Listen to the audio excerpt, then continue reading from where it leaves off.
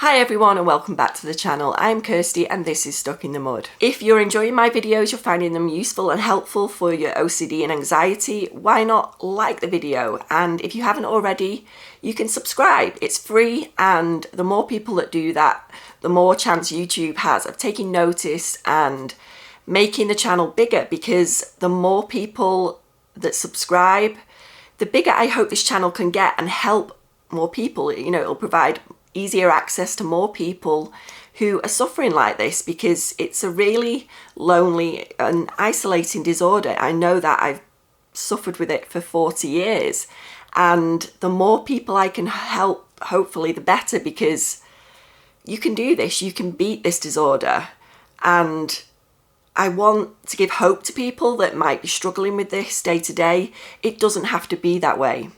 So going on to this video, I am going to be answering a question I get asked quite frequently, and that is, what is my best advice as an OCD sufferer? And, you know, this is a very interesting question, because there's so much involved, you know, in OCD. It's very complex and every case can be a little different. However, how I would answer this question is to say that we shouldn't take everything our mind says at face value. And that might seem like a sweeping, easy statement to make. You know, I get this is not easy. And, you know, we can feel inundated with intrusive thoughts every day and the urge to carry out our rituals and compulsions. And, you know, it seems like such an easy comment to make, like, you know, don't believe everything your mind tells you. But it's true. You know, this is my advice as someone who has gone through this for a number of years, and it's taken up huge portions of my life. You know, I'm 45 now, but I've had this since I was around 5 years old. And if I could speak to my younger self, you know, and have this advice available, which I didn't have back then, you know, I was out on a limb. You know, people didn't really talk about OCD. I kind of had to discover for myself that I was actually suffering from it.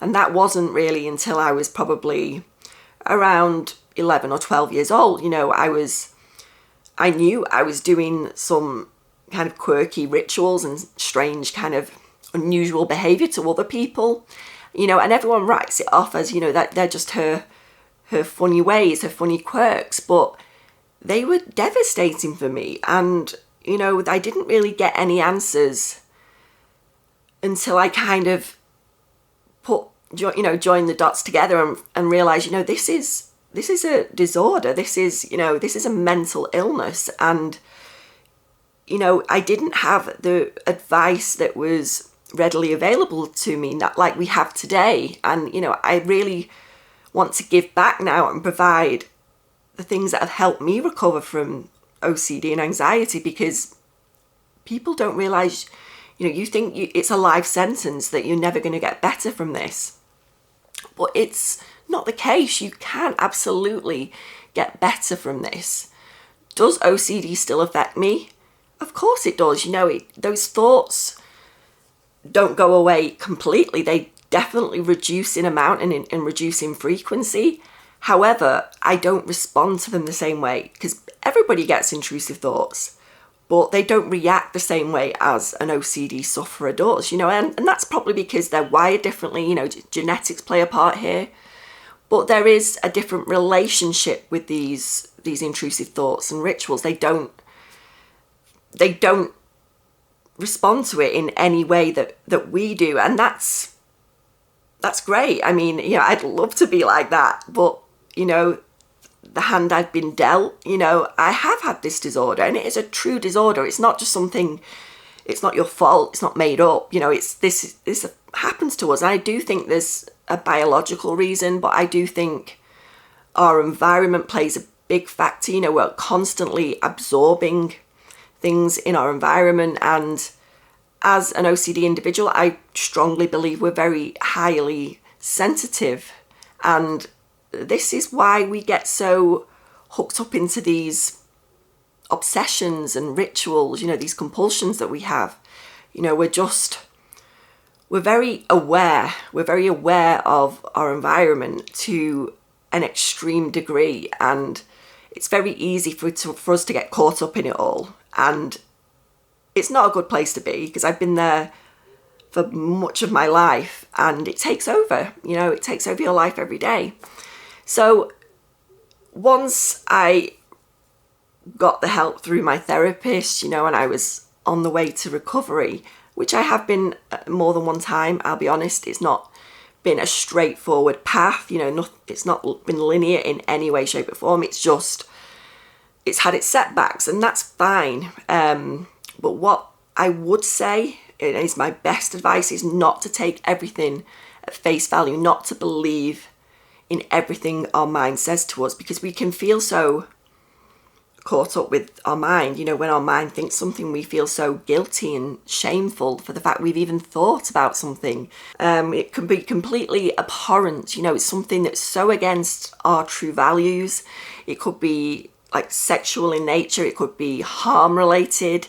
It can involve our loved ones and strangers, and this is just so far from who we are as people, and it goes against everything in our true nature. We're not what our mind will make us believe. And, once I really got to grips with that and really took hold of that, I could really separate myself. And that is another thing with, what I would say to people. If we can separate ourselves from our mind, this is not someone trying to escape the fact that they're behaving in a wrongful way. This is not like that, because OCD will try and twist it and try and make you believe that the fact that you're trying to separate yourself from bad or negative things, and it's just not true. It's not like we're escaping something we enjoy. We don't enjoy any of this. We wouldn't be filled with such anxiety and fear if we enjoyed any of this. And that is the truth. We're not anyway associated with the thoughts that we think as OCD sufferers. It's not an enjoyable thing. It's not who we are as people, and we shouldn't be held account to our thoughts. And that is something I really learned over the years, and I'm much more aware of the fact that when I'm getting pulled into these intrusive thoughts, and maybe even into a ritual, I get the urge still. I will get the urge. I had an urge even yesterday, I think it was. I was doing something and I had the urge that I should maybe repeat that action that I just did, because I had an uncomfortable thought that I didn't particularly like or feel comfortable with as a person. And I thought, well, if I don't repeat it, maybe something bad could happen. Maybe I should just repeat it for safety, just because. But I didn't. I really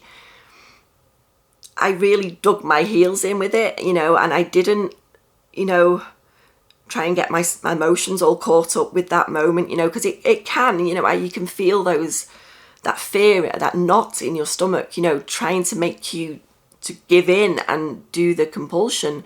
But I didn't. I stood firm to OCD. I was like, no, you're not controlling me. And it's something as easy as that you could say to OCD in your head, and I often do it in my head. No, not today. I'm not doing it. I know what you're trying to do. You're trying to pull me in. And that was it. And I left it there.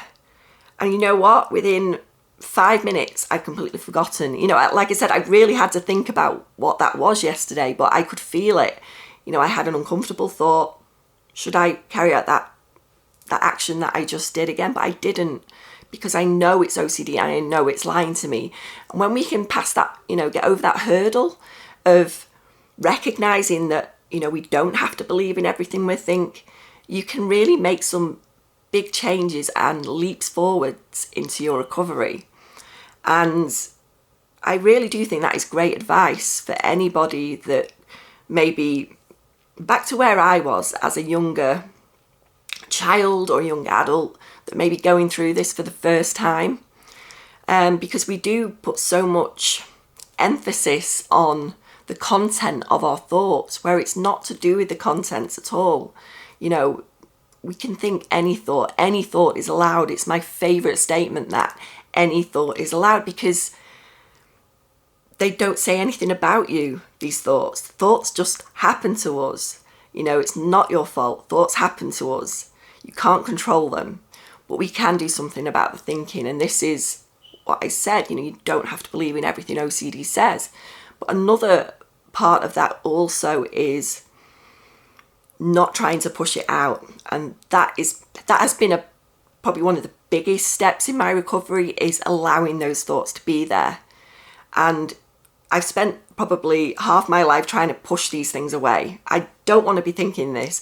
I'm so annoyed with myself for thinking these things. I'm not happy about it. It's making me feel really uncomfortable emotionally. I'm feeling very fearful and guilty about thinking this. You know, I'm feeling shame. You know, I'm thinking things, you know, I've had various themes of OCD, but the theme doesn't really matter, because what it is, it's just the way we respond to them. Any thought is allowed, whether it's about, you know, anything sexual in nature, harm related, you know, related to my children, you know, things I would have really, you know, terrible thoughts about harming my children. And I would never do that. You know, I felt so anxious. How, you know, I'm not enjoying these thoughts. They're providing me with a lot of anxiety and a lot of fear and shame. These are not thoughts that I want, you know, and you can even feel like there's an urge there, and that's been a big learning curve for me as well. You know, you feel urges and sensations in your body. These are just like intrusive thoughts. If we can just let them be there, they will fade and fizzle out on their own. It may take a bit longer at first for them to fade away, but as I got better at this, better at allowing these thoughts to be there, they fade away much quicker now. Like I said, the one I had yesterday, it took all of about a minute that I was going through this intrusive thought, and I said, nope, not today. I know what you're trying to do. Left it. I didn't do the compulsion. Within those 5 minutes, it was gone from my brain, you know, from my mind. I wasn't thinking about it anymore. And that's because I've got better at responding to my thoughts and changing my behaviour. And that is something we can do. That is something we can actually do. And I know it's not easy. It's not an easy fix. It takes time. Like I said, I'm not saying it's going to take you 40 years, but what I'm saying is, if I'd known all of these things much younger, I think I wouldn't have gone on for so long and to the depths that I went to. I went to some really dark, truly horrendous places where I couldn't function anymore. You know, I didn't want to be here if I was living with these kind of intrusive thoughts. But then I realised I'm not these thoughts. You know, I'm so much more than these thoughts that just pop into my head. And, you know, I'm so thankful that I view them like this now. You know, I don't have to put the weight that I did into all those thoughts and all those intrusions and rituals. You know, they were just OCD playing tricks on me, trying to hook me in, trying to control my life. And OCD steals your life. It steals, you know, the enjoyment out of your life. You know, it takes up huge portions of time that you could be spent enjoying yourself and doing things that benefit you, not things that just lessen and make your life in your world so much smaller. You know, OCD just robs you of what you deserve to be living, how you deserve to be, you know, enjoying your life. And I wouldn't wish it on anyone. I really wouldn't. I know how dark it gets, how noisy and loud it gets some days, and you just want to sleep. You just want to shut it all off. But that has been a major factor for me, is just letting those thoughts be there. It's going to feel uncomfortable at first. You may even feel a bit more anxiety initially as you're trying to kind of let them just hang out, you know, and let those kind of coexist with you. And it did take quite a while for me to get used to that. But the more I did it and the more consistent I was with it, it just got easier and easier over time. And that's the biggest advice I'd give to anyone. And I know you can do it, because if I can do it, I know you can do it. You know, I think we can get caught up a lot with the fact that, you know, we compare ourselves to other people, thinking, well, that's great for them, but it's not going to work for me, you know. But we really have to do the work with this. And, you know, it's like I said, it's not always an easy, quick process. You know, it can take some time, but it's worth it. It's worth it not to have OCD rule your life anymore. And you deserve it. You deserve to be free from this and free from the control it has over you. So I really hope this video has helped you see that healing is possible. You know, you don't have to live out your life with a feeling like you're living some kind of sentence with OCD. Just stealing your time, you know, taking over, just controlling every part of your life. It doesn't have to be this way. And I hope all my other videos as well are giving you good ideas about therapy that may suit you better. You know, I talk a lot about metacognitive therapy, which has been instrumental in my recovery. Also, exposure and response prevention is considered the gold standard. And again, that's part of how I have definitely achieved my healing, you know, my recovery. So thanks for watching today. I'll see you in the next video, and like and subscribe if you haven't already. See you next time.